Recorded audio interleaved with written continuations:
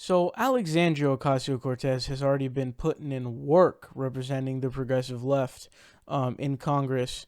She actually called out Amazon for basically getting these tax breaks to, I believe it was to put like new headquarters in, I believe it's New York, and I think even in New York City. So basically, what you're going to be seeing here is Tucker Carlson from Fox News. Now, Tucker Carlson from Fox News, he's a really interesting character, and we're gonna get into this because the guy is a shifty guy. He's a really shifty guy. This guy is hands down the master of propaganda, the hands down master of propaganda. It's insane how good this dude is at propaganda. It's scary. But so this guy, he's a fake populist and that's sort of what makes him a little bit different from other people. But he's going to agree with Alexandria Ocasio Cortez here, and he's going to say that, yeah, she made a point. But there's going to be a catch, and I'm going to explain what I mean by that. So go ahead and check this out. We'll come back and talk about it. Well, news from the tech front tonight. Amazon has announced, after months of hype, that it's building two new headquarter facilities, one outside New York City and the other outside Washington in Arlington, Virginia. In return for bestowing his grace on America's two richest cities, Jeff Bezos, who is the world's richest man, will receive more than $2 billion in subsidies from you, the taxpayer. Well, new Congresswoman Alexandria Ocasio Cortez had this to say today, quote, Amazon is a billion-dollar company. The idea that it will receive hundreds of millions of dollars in tax breaks at a time when our subway is crumbling and our communities need more investment, not less, is extremely concerning to residents here. Hate to admit it, but Alexandria Ocasio Cortez has a very good point.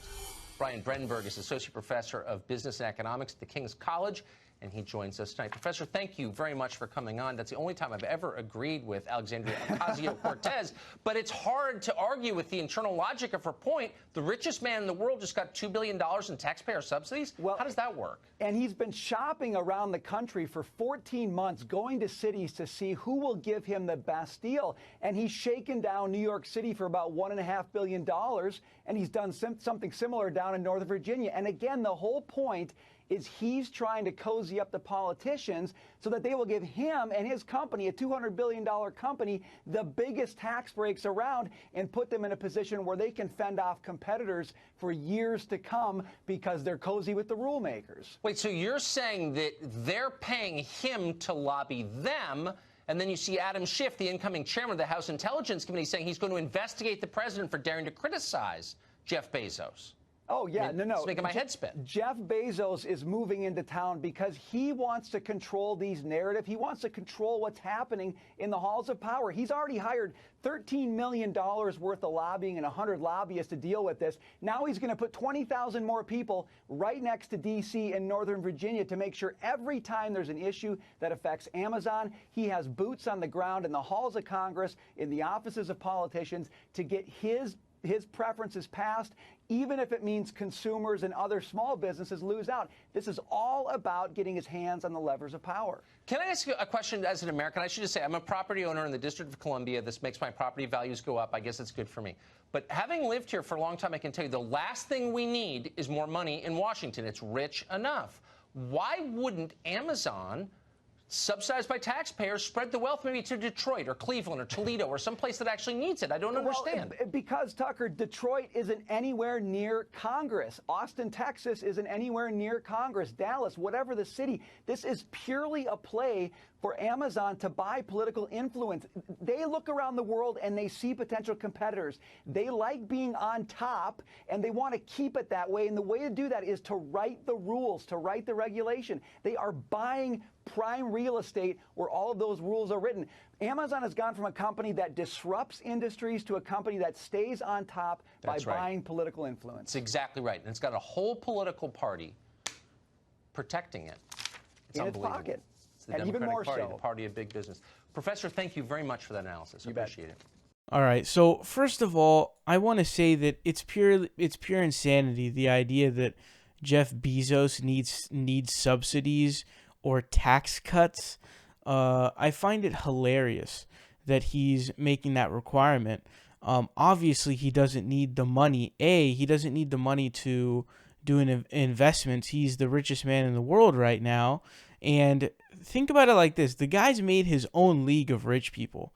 I believe the second and third, I believe, are Bill Gates and Warren Buffett. And they are way below him by a lot. I think it's like 30 billion or something like that. They're under him in terms of net worth. So obviously this exorbitantly rich person, Jeff Bezos, doesn't need the money. Jeff Bezos doesn't need the money to invest. He can just open up headquarters and he'll be just fine and he'll employ people. And what I don't understand about people like this, someone who's the richest man in the world, and they sort of threw it in there, is why don't you make a concerted effort to do something good for human life? I don't understand it. Like, you could do a plethora of things. You could do something like just going to these different areas that don't have jobs, like they mentioned Detroit and things like that. You could go to these places and just set up shops and employ tens of thousands, if not hundreds of thousands of people. I mean, employment is the biggest gift that you can give someone, obviously assuming wages are solid, which in many cases they aren't, but employment is better than unemployment, which is what we have in a lot of places like Detroit and different areas. So what I don't get is why these people don't do stuff like that. On top of, you could do things like actually making housing affordable in California, and just a plethora of different things you could do, but they choose not to do it, and I don't understand why. And if you guys recall, he recently attempted to beef up his image as like a good person, and I think I forgot how much he donated, but he donated a certain amount of money to schools, and so he did up the minimum wage to $15, so that is something to give Jeff Bezos credit for. But the thing is, and we've seen this all throughout history, like you guys remember, John D. Rockefeller, the guy gave away insane amounts of money, but he didn't pay his workers enough to live. He paid his workers garbage wages.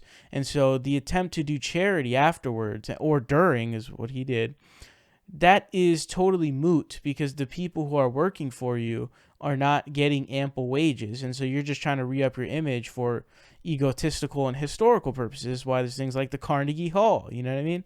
So that's just the way that it works, and that's what a lot of these people do.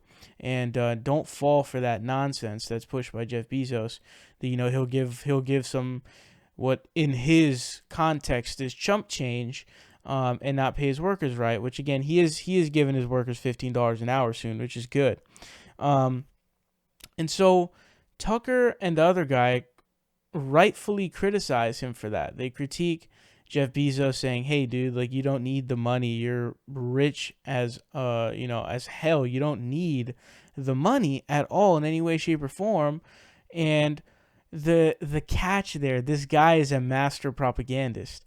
He threw in there at the end, he said he's got a party behind him that's all about big business. That's bought. I think he said something like it's bought by big business. And he's not talking about the Republican Party there. He's talking about the Democratic Party.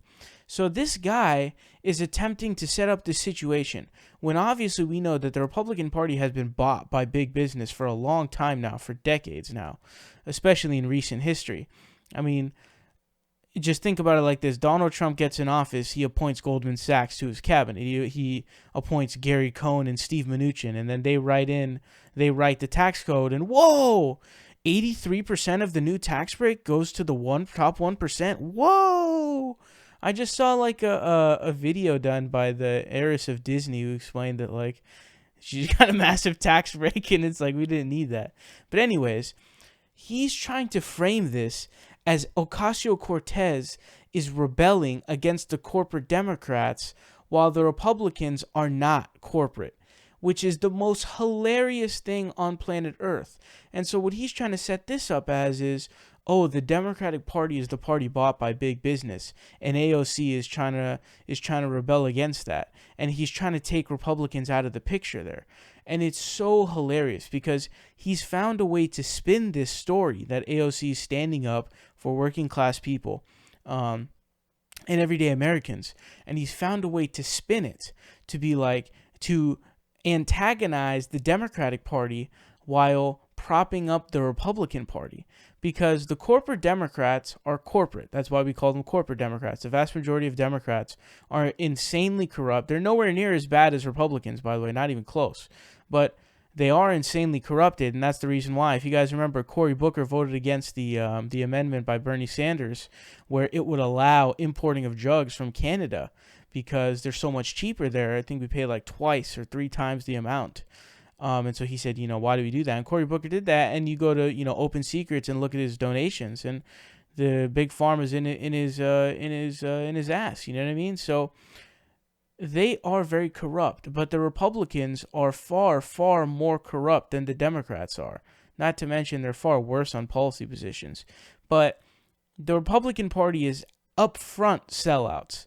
The Democratic Party are sellouts to a lesser degree, and they're not so damn upfront about it. Their entire party is not just corporate.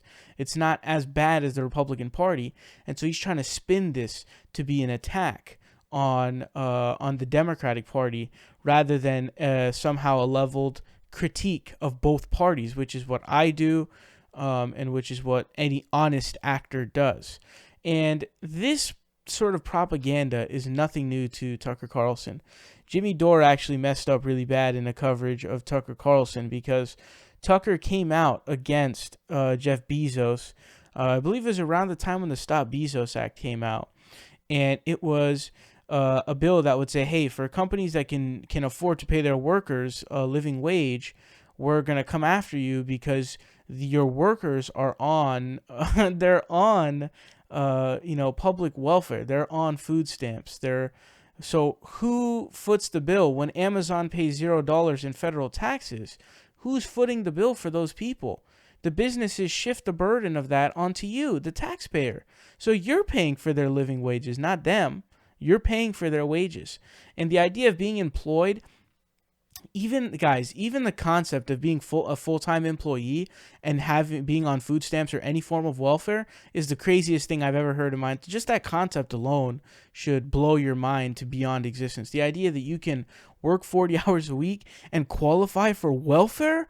What kind of a world do we live in, man? What kind of country do we live in? It's not a world problem necessarily, but our nation is insanely greedy that we have people working full-time who can qualify for welfare. If that isn't pure insanity and greed and like the worst of capitalism, I don't know what is.